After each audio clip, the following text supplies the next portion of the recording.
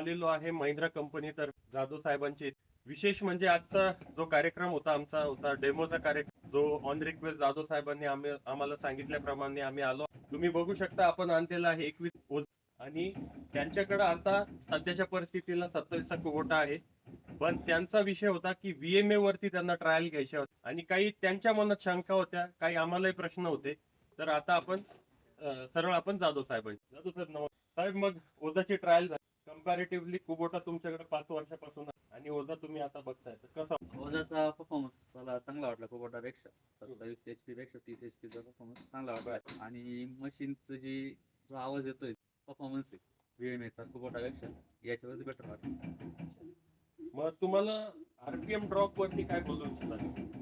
RPM माझं expectation होती की 200 ते 300 RPM चा ड्रॉप व्हायला पाहिजे, पण एकदम मायन्यूट 50 RPM चा ड्रॉप बसला आणि तोच मला कुबोटावरती 150 ते 200 RPM चा ड्रॉप होतो. याच मशीनची परफॉर्मन्स उलट मला इम्प्रूव्ह झाला वाटतं. बरं, म्हणजे जे हायर HP तुम्ही पहिले वापरले होते त्या लेवलला आम्ही आता कुठेतरी कम्पीट करू शकतो. हो, जे 34 HP चा जो परफॉर्मन्स मला भेटत होता तोच याच्यावरती सेम भेट.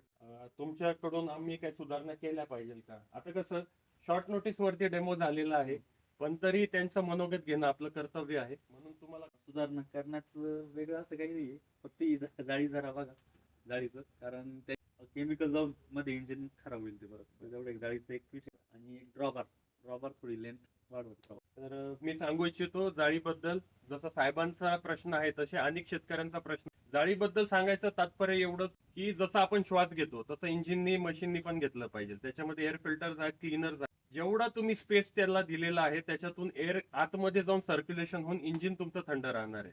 आणि राहिला विषय करोजनचा, जसं ते म्हणतात की खूप हार्मफुल केमिकल्स आहेत, खूप रस्टिंग वाले केमिकल्स आहेत की त्या केमिकल्सनी आतमधली जी जागा आहे किंवा आतमधले जे काय पार्ट आहे ते गंजू शकतात. तर तुम्हा सगळ्यांना सांगू इच्छितो याच्यामध्ये तुम्ही बघितलं या जवळ तुम्ही जर बघितलं ह्याच्यामध्ये रस्टिंगचा चान्स फार कमी आहे साहेब. इथं पूर्ण प्लास्टिक दिलेलं आहे. राहिला विषय ह्या करोजनच्या जाळी, तर ही करोजनची जाळी ते प्रोटेक्शन देण्यासाठीच ठेवलेली तुम्हाला. तर 99% आतापर्यंत तर कंप्लेंट आलेली नाहीये, पण हिअर आफ्टर आम्ही धन्यवाद शेतकरी मंडळ. असेच व्हिडिओ घेऊन आम्ही तुमच्यापाशी येत राहू. बाकीचे अपडेट्स तुम्हाला पुढच्या व्हिडिओ मध्ये मिळणार.